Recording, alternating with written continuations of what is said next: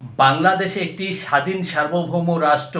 অনেক রক্তের বিনিময়ে এই দেশটা স্বাধীন হয়েছে। তাই বাংলাদেশের মানুষ চায় অন্য কোনো দেশের প্রভাবে পড়ে যাতে বাংলাদেশের ভিতরে অশান্তি সৃষ্টি না হয়। কিন্তু আমরা যেটা দেখতে পাচ্ছি যে শেখ হাসিনার মাধ্যমে ভারত চায় সবসময় বাংলাদেশের ভিতরে একটি গণ্ডগোল লাগিয়ে রাখতে এবং ভারতের যে ইচ্ছা যা চাওয়া পাওয়া শেখ হাসিনার মাধ্যমে আদায় করে নিতে। আবার ওদিকে পাকিস্তান চায় জামাত ইসলামের মাধ্যমে তাদের যে ইচ্ছা সেটা তারা বাস্তবায়ন করতে।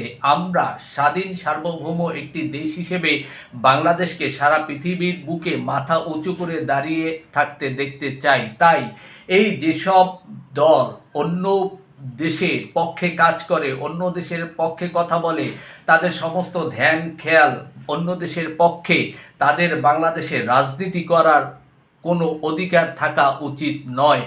বাংলাদেশে যারা রাজনীতি করবে তাদের শুধুমাত্র বাংলাদেশ নিয়েই তাদের সমস্ত চিন্তা ভাবনা, বাংলাদেশের জনগণের সুখ শান্তি নিয়ে তাদেরকে চিন্তা ভাবনা, বাংলাদেশের জাতিটাকে উন্নতি অগ্রগতি নিয়ে তাদের সমস্ত চিন্তা ভাবনা নিয়ে থাকতে হবে।